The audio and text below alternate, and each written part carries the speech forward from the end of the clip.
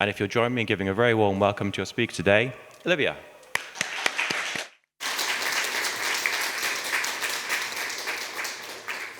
Hello, everyone. It's a pleasure to be here. I'm very excited, I'm very nervous, but I feel like it's going to be a great conversation, great talk. And I'm looking forward to hearing from you all. I don't want it to just be a thing where I'm speaking at you. I'd love to hear your questions, your perspectives as well. There's going to be time for Q&A. So, this quote is a quote that I resonate with a lot, and one that I feel I embody in my practice. So it says, through the digital, we can make new worlds and dare to modify our own. And this is by the legend that is Legacy Russell. If you haven't heard of her, you should get to know her.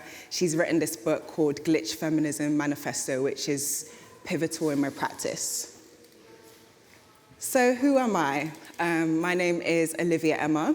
I'm a creative technologist, a digital artist, an associate lecturer, and Kira's auntie. I had to shout out Kira somewhere. And I will be speaking to you about the introduction to creative technology and spiritual computing. The overview is we will be going over what is creative technology, what is spiritual computing. We'll have a short Q&A. We'll be talking about interactive softwares, digital avatars, AI filmmaking, and we will reflect in the end. The objectives by the end of this talk is that you will understand creative technology and the role of a creative technologist, at least my role as a creative technologist, and you will feel confident in embracing spiritual computing as a framework for thinking as part of your own creative practice. So what is a creative technologist? Actually, before I give you my simple definition, is there anybody who knows what a creative technologist is? Is there anybody in the room who is a creative technologist, has heard of a creative technologist? Anybody? Nobody. Oh, wow. It is a new role, so, okay, but I still thought, okay, anyway. So depending on who you ask, you're always going to get a different definition of what a creative technologist is. And it always frazzles me because depending on the day, I'm always going to give you a different answer because it's so broad of a field and very new. My simple definition is a creative technologist is creative with technology. I can never forget that, it's in the name. But the long definition is a creative technologist uncovers the possibilities with emerging and/or existing technologies for the purpose of creative problem solving and/or creative expression. They can exist in a number of different industries, and every creative technologist has a different set of skills, hence why you're always going to get a different answer. Examples of creative technology. There's going to be a lot that you recognize here, like video games, 3D printing. You've also got video art, augmented reality, Internet of Things, multi-sensory interactive installations, virtual reality, and then some, and then some. Creative technology is an interdisciplinary field that combines technology, art, and design to facilitate creative expression and solve problems across various industries. It draws from computer science, art, design, music, and storytelling.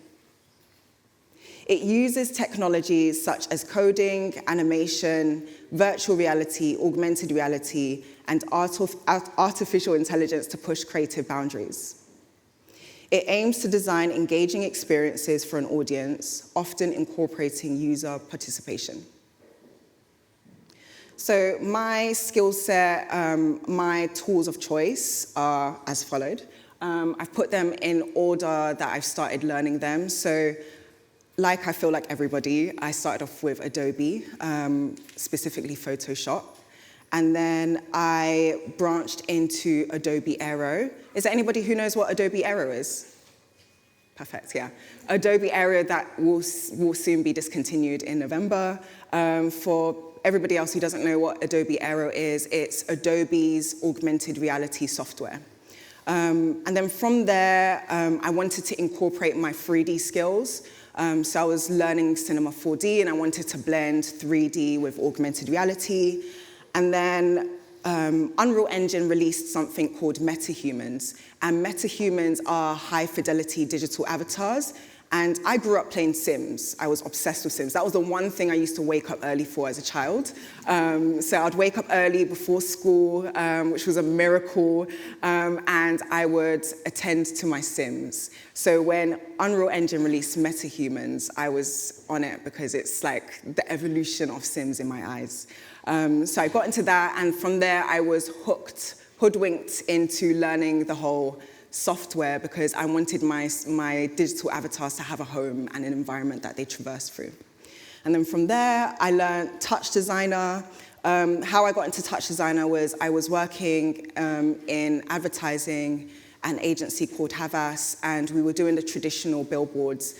And I was kind of bored of that. I wanted to see things moving. I wanted to see interaction. And somehow I discovered this software, TouchDesigner, that could do all of those different things. So interaction, you wave your hand, something happens. You could plug in music to it, and it's responsive. The world is infinite on TouchDesigner. I'm heavily biased. That's why I'm speaking about it for so long. And then, as of late, Gemini as well, and its AI suite.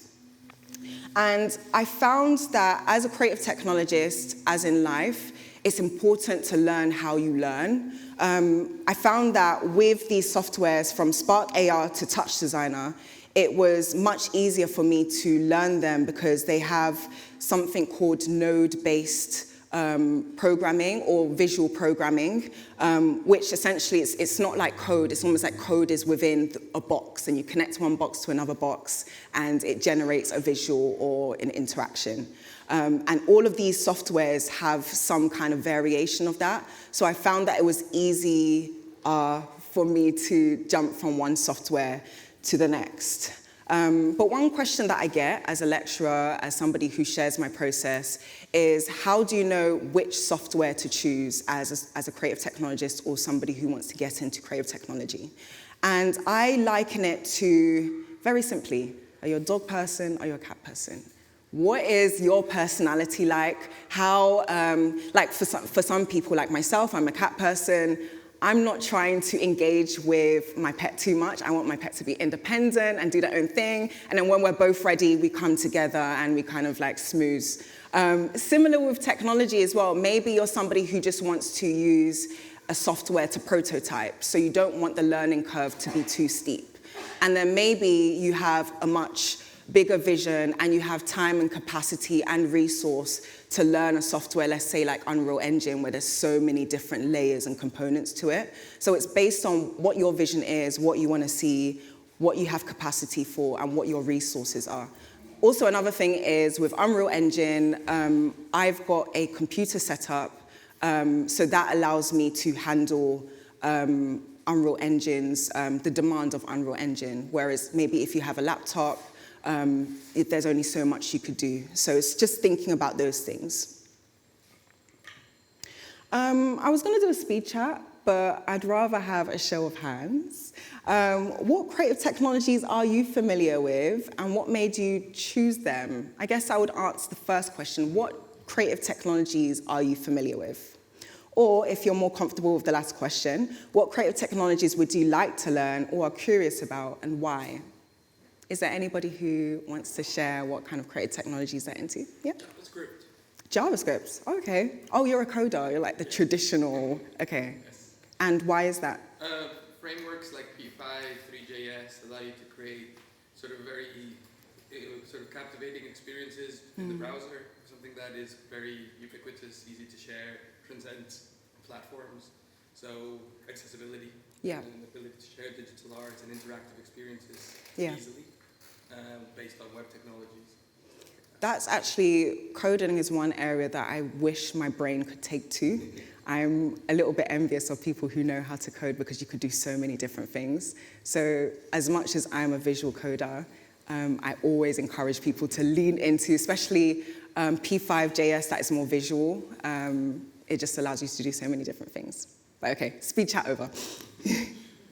So my mission as a creative technologist is to uncover what's possible with creative technology when used as a vehicle to explore spiritual imaginations. This is me in year 3. We went on a field trip, and one of the activities was to build a fort. So we had to, is it a fort? Yeah, fort. So we had to visualize it on a computer and then go out and make it. So gather the logs, stack it up, put leaves all over it. I remember I got a wood cut. What do you call it? Like a paper cut or something? Yeah, it was very dramatic. But this is what I do still to this day. Using technology, I pre-plan what I want my vision to be. I pretty much have my process from A to Z on the computer, so I still follow through with that. But where does this come from? What are my driving forces? So a lot of my driving forces was actually not feeling confident as a child. I was bullied quite severely, and it caused quite a bit of trauma, things I'm still working through to this day. But I use that to channel into my work. My work is all about instilling confidence, making you more inspiring confidence, building your self-confidence, trusting your gut, leaning into your curiosity, so kind of being nosy, embracing and having a different kind of relationship with failure, and recognizing that it's not something that defines you, but something that helps you to uncover even more possibilities. And almost like treating life like a lab is something that I found has built my confidence and helps me to find my lab, because it means that I'm constantly having interactions that help me to gain more insights that I'm able to kind of infuse into my work. So those are my driving forces for what I do, why I do what I do. Oh yeah, and then play, of course. There's this breakdown of this word, inspiration, that I really love. So inspiration in spirit. That allows me to tap into a really abundant space, because it means that everything that I'm tapping into, I want to tap into, I'm really curious about, I'm really nosy about. There's something within my gut that makes me want to sit for hours on a computer to figure out how this software works. And it's not a glamorous job at all. It's very, very exhausting. If I had hair, I'd be pulling it. It's really frustrating. So coming from this place of inspiration is really an important part of my practice. And unbeknownst to me, this is how I started to tap into spiritual computing. So what is spiritual computing? I was browsing through chat rooms and I found this really interesting definition of it. So spiritual computing is technology that enhances the spiritual experience of digital users. In spiritual computing, the word spiritual primarily refers to the cultivation of information, wisdom, compassion, feeling awareness, and higher states of consciousness. As a philosopher and religionist, I don't know which technologies are currently classified as spiritual. That's because a person asks what technologies would be classified as spiritual computing. But for me, I don't focus on the technologies being the spiritual component. It's more so the intention that you go into it with. So for me, I find that anything can be spiritual when fused with the intention of elevating consciousness, self-discovery, the intention of good, and wanting to make other people feel good. So it's a really holistic process. And this is a framework that I've followed for a good portion of my creative tech career: spirit, art, and technology. This basically gives me permission to explore a whole span of different topics, from identity to simulations, to quantum mechanics, love, sacred geometry, and find how they interconnect, because they've got this framework of spirit, art, and technology. It also allows me to learn a whole different bunch of stuff, like God is code. For you who's into coding JavaScript, that even gives you permission to lean into, how is God code? Where's the spiritual aspect within coding? So it allows me to entertain topics such as that, and just read a whole bunch of different stuff. This is my Arena board. For anybody who's interested in Arena, I've put all my research in there, all my references, images that I feel like resonates with spirit, art, and tech, books, There's books that I've got on there that I haven't read, but I want to read, that I feel like speaks to the topic of spiritual computing. And one of these books is Technosis. Has anybody heard of this book, Technosis? Yeah? Yeah, okay. It's an amazing book. I haven't finished it, but it's still an amazing book. But this quote I saw in there just really infused, again, another layer of inspiration in my practice. And it is, technology is neither a devil nor an angel, but neither is it simply a tool, a neutral extension of some rock-solid human nature. Technology is a trickster, and it has been so since the first culture hero taught the human tribe how to spin wool before he pulled it over our eyes. The trickster shows how intelligence fares in an unpredictable and chaotic world. He beckons us through the open doors of innovation and traps us in the prison of unintended consequence. And for a little while, I kind of thought technology was this neutral thing, specifically algorithms. What you see, you tend to see more of. I kind of just thought it was just following a really tight formula. And since going on my creative journey, understanding spiritual computing more, reading books like this, I started to understand the wider landscape that technology falls in, the landscape of mythology that very much influences our culture, science, nature, community, magic, religion, all of these things are infused in our technology. One interesting example or thought experiment, I don't know what you'd call it, that I'm starting to toy with is the Apple logo. And that, for me, perfectly embodies spiritual computing because the apple, the bitten apple, Adam and Eve, the gaining of knowledge, but the leaving of the Garden of Eden. For me, I see no coincidence that the Apple logo that we all revere, most of us have this technology, is what it is.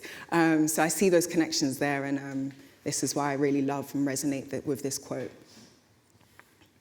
So what can this trickster teach me about myself, societal values, and what is possible? Some questions that I've asked. What can my use of ChatGPT reveal about my desire and friendship? What does my algorithm reveal about my interests? How can the aged filter assist me in more heartfelt connections around aging and death? Spiritual computing is an ongoing, conscious dialogue between myself, technology, and the world around me. Technology is not neutral. So I really love this image because it almost felt like it embodied my relationship with ChatGPT. My relationship with ChatGPT is not a romantic one, but is deeply intimate. So I saw this and I was like, he's cradling this robot, this is me and Chat. But then when you dissect the image, it's a white man cradling his robot, his idol. So I guess you've got to think about things like that, and I will circle back to this later on as well. One of the projects that have influenced my spiritual computing practice, or is a good example of spiritual computing at its infancy, for me, is my portal of wellness. And I'm not sure, again, if any of you are familiar with Stargate Atlantis. Perfect. It's, again, something that I used to watch or my dad used to play, and I used to watch as a child. But I guess the whole pretense of it is you have these adventurers and they go through this portal and they traverse through time, space, and the galaxy. And it's basically a huge teleportation device. But again, it holds so many of these different things, which is why I love science fiction. Mythology, science, nature, astrology, magic, politics, human desire, amongst many more things. So how the Portal of Wellness works is it's an augmented reality experience. And I was starting to explore what happens if you walk through this portal with affirmations around them. And you may not travel physically, but you travel internally, you travel consciously. And these affirmations speak to, or one of them says, I'm taking steps to make my dreams a reality. Affirmations that make you feel good, affirmations that make you feel confident, affirmations that make you feel inspired. So how it works is the portal will be revealed before you. You take a deep breath, you engage your mind and your body, and you read this affirmation and you walk through the portal. and in my mind, you were transformed by the beautiful affirmation that you see on the rings. What inspired this project, again, is my love of affirmations and self-help books. I'm a self-help junkie, so affirmations is super personal to me. But also there is a study on neuro-linguistic programming, which is essentially the brain's ability to be transformed by words. So again, I really like this connection between science, art, tech, spirit, and this is a really simple example of that. This was made in Aero in 2021 when it first launched, so it was emerging in its time, so it was on the leading edge at its time.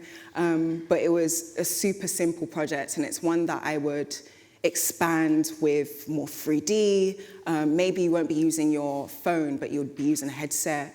But it's a project that I show when I want to demonstrate what happens when you have a lack of resources, what happens when you're gaining familiarity with a new tech, but you have an idea. You'd simply, I guess, prototype or make something really simple. And then there's this quote: "We want to think of the internet, in brackets, creative technologies, as a physical place. It is not about making the virtual physical, but rather to argue the virtual also exists physically." This is what I try to practice in my own practice using interactive technologies. Interactive technologies, and it's something that I practice in the augmented reality portal wellness project as well. Because the digital has a huge impact on us and how we, not raising awareness, but like how are we shining a light on that? How are we using that to better us? How are we using that for our spiritual enlightenment? How are we using that to make other people feel good, our community and environment better, healthier, more holistic? So it's just kind of acknowledging that it's not this separate thing that we kind of would all like to believe. It's very much, has as much of an effect as a physical reality. Questions so far? Because I've said a lot of different things. Is everybody clear on, yeah? How much have you explored, if anything at all, like the impact of like spiritual practice or ancient African spiritual practices within the role of like technology emerging? Not as much as I'd want to. So I've gone to workshops on ancestral technologies. There's a really great collective called Future Inventions, amazing. Through that collective, I was able to again see how everything is so holistic, where you're not extracting from nature, but you're working with nature. Everything is one. But it's not something that I've delved into as much. I've tried to a little bit, and I'll show you an example of that later on through digital avatars, but it's something I want to lean into more, for sure. Okay, oh, hi. Lovely. I was just wondering, how do you reconcile this with, I guess for me, I get quite put off technology by the kind of monopolistic, extractive, like big tech companies and all the politics, money, and all of that. Do you just sort of set that aside and focus on the creative technologies that you like, or do you in some way grapple with that? Yeah. I mean, this is why, if anything, I delve into spiritual computing, because for me, it's felt like the most holistic of all the different frameworks that I've explored or seen. It's not trying to focus on technology and its innovation alone, this latest technology, this latest AI, which can be extremely overwhelming, but it includes you as the individual. It thinks about community, it thinks about politics, it thinks about culture, and how everything interplays and is working together. So for me, it's kind of like this image of the white man cradling the robot. I would investigate that and say, oh, that's me with ChatGPT. How would I explore that in a project? And then how does that connect to other global affairs that are going on? And what is the pros of this? What does this say about what I want for in relationship? What's the cons? Maybe ChatGPT is using my data. And like, I branch out and look at things on a whole as opposed to an isolated thing. And that allows me, if anything, to be more creative. as opposed to shying away from certain realities that exist within tech. Okay, I will move on now. Okay, so interactive softwares. The interactive softwares that I use are TouchDesigner and Unreal Engine. And I use these technologies for the purpose of enriching environments and embodied interactions. So for enriching environments, I think about altered states of consciousness. Again, wanting to lean into making people feel better, wanting to lean into making people have more self-awareness, and connect more with other people and the environment. And then I also encourage play through experimental art. And that's one way that I love to decorate a space, because it allows you to, I would like to believe, allows you to tap into your childlike nature, allows you to get out of your head and more into your body, and again, lean into connecting with others and the space around you. And then through embodied interactions, I pose a lot of questions. One of them is, what ways can tech facilitate mind and body connection or out-of-body experiences? So on TouchDesigner, I lean into abstract. Learning all of these different technologies is a lot. It's really exhausting. TouchDesigner is very much a software that I'm still learning, so I incorporate that in my projects. So I'm not a TouchDesigner expert, but I do know how to create gradients. I do know how to create moving gradient, liquid, color kind of like forms.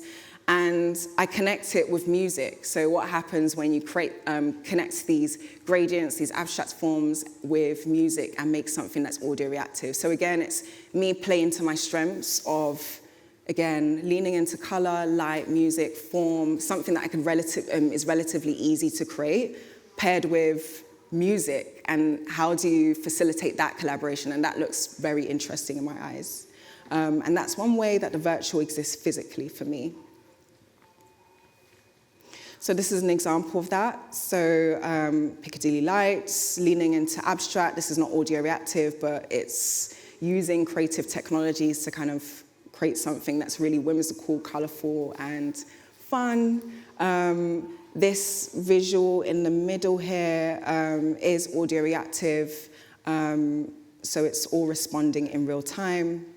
And this image here with the cat eyes is working in Ministry of Sound, which again was a really interesting experience because I treated it as an unofficial residency.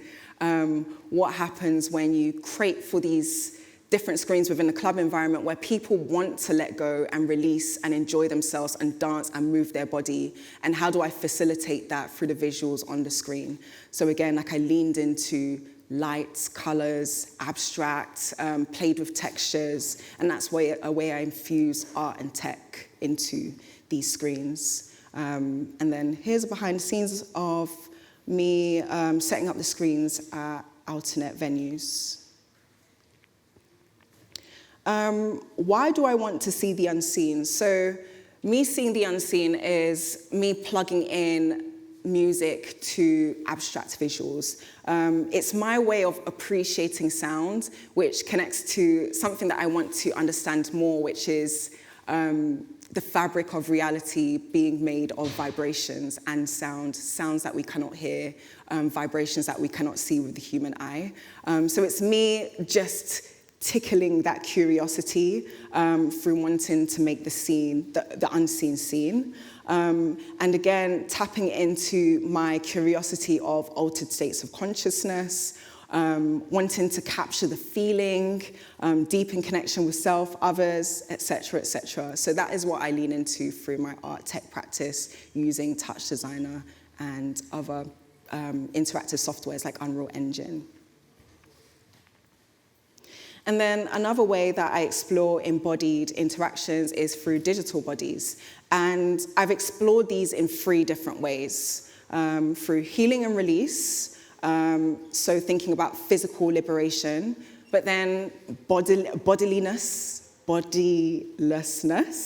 so which leans more into consciousness, and then the latter, which is cultural identity, which speaks to a question that you asked around connecting with ancestral technologies and leaning into heritage, so reconnecting with my community and lineage.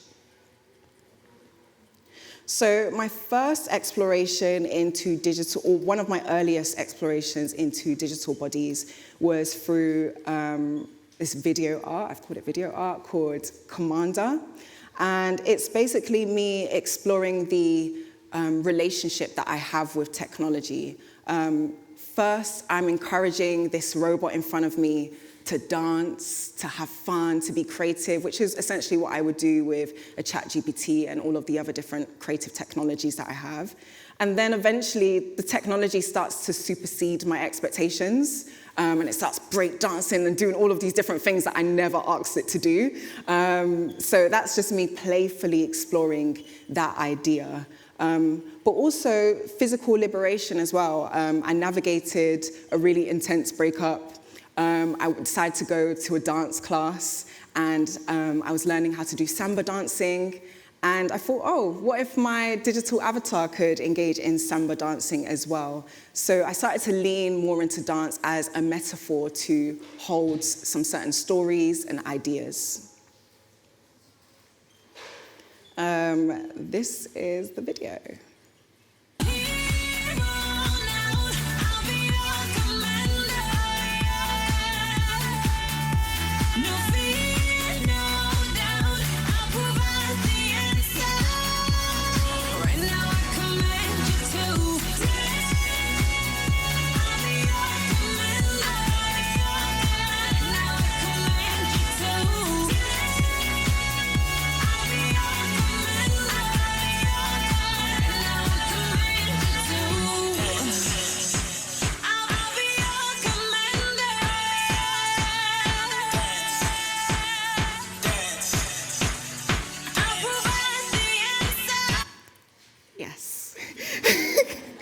It's a really silly video, but it was my way of learning the technology.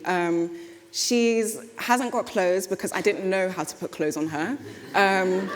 But then I turned it into a thought experiment. I was like, oh, in her world, she wouldn't be afraid to traverse with underwear on alone.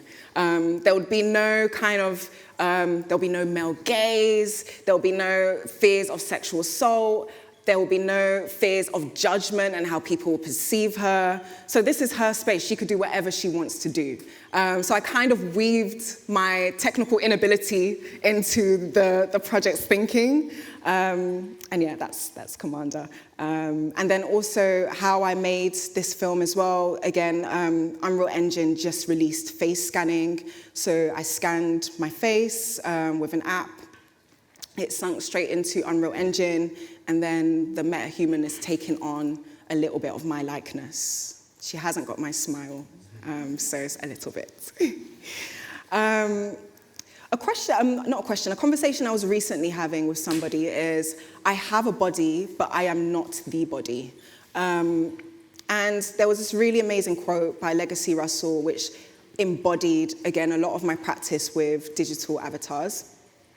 We use the body to give material form to an idea that has no form, an assemblage that is abstract.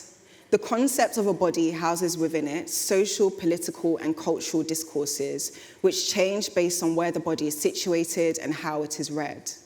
When we gender a body, we are making assumptions about the body's function, its social, political condition, its fixicity. And that's Legacy Russell, page 8 of Glitch Feminism. And I start to explore this concept of bodilessness through another video art called Digital Vessel. I have a body, but I'm not the body. Who am I outside of this physical vessel? And in this video, the protagonist wakes up and doesn't recognize her landscape, but recognizes her inner voice. And I start to play with the idea of the observer and the observed. So this protagonist was observing themselves, but they were, oh gosh, I've got it mixed up. Observing themselves, but also an observer. Oh no, but also observed, something like that. Hopefully you get it. But yeah, I really like this idea of the digital accelerating towards bodilessness, and again, altered states of consciousness, which is a theme in my work. Another exploration of digital body, the digital body, is through a video art commission that myself and my creative partner, Alex Fafega, had. And this is where we really lean into the different aspects within Unreal Engine, because we were tasked with making a 3-minute video. So we thought about storyboarding. Alex put together a storyboard that was AI generated, envisioning how the story would unfold. I worked on the character animation, motion tracking, the digital fashion, the world building. There were so many different layers to this film. Because essentially, I guess this is why I was speaking to what you were saying earlier, this is where I start to lean into my heritage, my cultural heritage, being British Nigerian, of Nigerian descent, from Calabar. And there's this dance called the Ikombi dance, which pays homage to the ocean water. And the dance is supposed to be a really fluid dance, but also fast at the same time. I really set myself up by wearing a motion body tracking suit trying to replicate that dance. So I say it's inspired by that dance, but it's me trying to delve into my cultural heritage. I haven't gone back to Nigeria yet, so it was me trying to understand my culture more, understand these different nuances, understand this dance, which I love to dance and I love to explore dance, so that was fun for me. It was really important for me to lean into fiction rooted in reality. So I looked at a lot of images of Ikombi dancers and what they would wear, and I reinterpreted it through digital fashion, thinking about it more futuristically. So where the dancer has the decorated face paint on their face, I thought about what happens if the face paint is moving in real time and it's fluid and it's almost hovering over the face. I didn't quite achieve this, it's just kind of a mask sitting over the face, but it is inspired by the patterns on the faces of Ikombi dancers. And fiction rooted in reality is super important for me because it allows me to have conversations rooted in reality as well. And it was really fun being able to have a conversation about this with my family members, my grandma who was able to recognize the dance moves, my dad, my aunties. It was a project that my family was proud of, which was a really great feeling. And this is me attempting to do the dance. And this is how it looks like on my digital avatar. And the world build, so again, the movements are inspired by the ocean water, so really wanted to lean into an ocean-like watery environment. I was given a month to make this film, so it was really intense, so I hope you give me grace for, yeah. So that's the film. And then I started to lean more into Afrofuturism. Afrofuturism is an intersection of imagination, technology, the future, and liberation. It considers Black people in the future. I generally define Afrofuturism as a way of imagining possible futures through a Black cultural lens. And that's by Ingrid Lafleur, an art curator and Afrofuturist. So in one of my most recent projects, Black to the Future, I started to lean more into Afrofuturism. And I did this very intentionally through a lot of research, asking myself the question, and other people the question, what defines being Black and British? I was commissioned by the Outernet to create a film installation describing what this was, what is being Black and British. And what made this film the first of its kind for that space was that it was almost completely AI generated, which is controversial within itself, which is why I open conversations around it. So how the film was made, I used a lot of my own archive imagery. So this is an image here of my dad when he was 4 in Piccadilly, was it Trafalgar Square with birds all over him, where we were feeding the birds at that time. And then AI generated it, so it looked like this. That was an interesting process because for some reason it excluded my auntie, which is directly behind my dad. And then, which was very like political in the family as well, which is, but yeah. And then another image as well, keep Britain white, put that into the machine as well, and AI generated that and got this image. But with my AI generations and feeding in archive imagery, and why I call it fiction is because I was imposing the narrative, even though I was using archive imagery. I specifically told the AI Nano Banana that I wanted her to be defiant. I was like, keep Britain white, nah. Like I wanted her to have that energy, but she could have been sad, distressed, frustrated, crying. I don't know that story. So this is where I start to explore AI and should AI be telling this story specifically pertaining to within Black culture.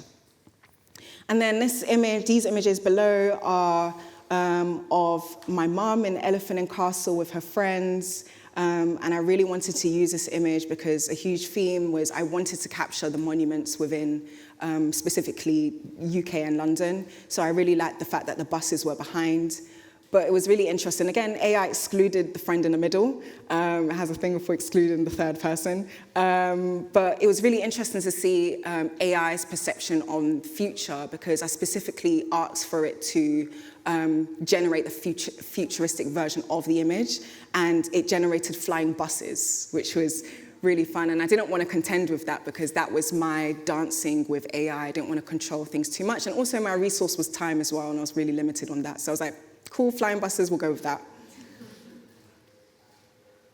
But there was so much that went into the making of this 3-minute film. There was a lot of planning, a lot of making decks, convincing, because the idea initially was to lean only into the future, Black British history of the future, which I felt wasn't culturally sensitive because it's erasing a lot of the stories of the past. So even though and we're already using AI as well, so let's not do double erasure. So it was really important that the film can anchored from the past to the present and into the future. And there were so many test days. I'm still recovering from this experience. But I'm really proud of what was created, and it's still on show in the Outernet. It's showing for the whole month of Black History Month, so I hope you get to see it. And then here are more images of the experience. And another thing that was really important for me as well with this film is I didn't want the references to be hidden. It was really important for me that the references were known because that was important for the story. It's a fiction rooted in reality, and it's not, I didn't want it to distance from the stories within Black British culture that allows us to resonate with the story and with the film. And then lastly, we come to an end. I've been having a lot of conversations around what it is to sustain as a creative technologist / stay sane. Oh, I removed the slide. This has been very challenging for me. I think as a creative technologist, it's really important because it is a new role. It's not like a role where you could see what the trajectory is, like maybe if you're a graphic designer, you work your way up to creative director, or whatever it is. With creative technologists, it's like, what does that trajectory look like? So it's a lot of diving into the unknown, which feels very personal within itself, which means, for me, the spiritual computing aspect with the technology merges perfectly because I'm having to do a lot of personal work as well as learning the technology. Why am I even doing this? This is taking so long. This is exhausting. There's a new technology that's out on the market. The technology's been discontinued. There's a lot of push and pull. So I've been having those conversations. What does sustaining as a creative technologist look like? Mentally, emotionally, physically as well.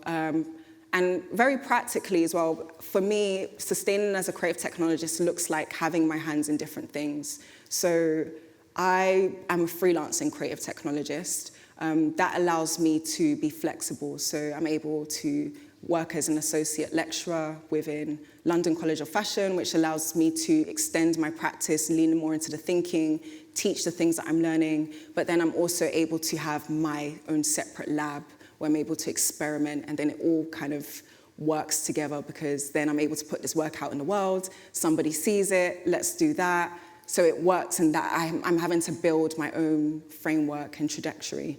But that's very exhausting. And I'm only just starting to lean into funding as well, which is, again, super important if you want to explore emerging technologies that people don't know what to do with. And yeah, that's me concluding the talk. Any questions? Yeah.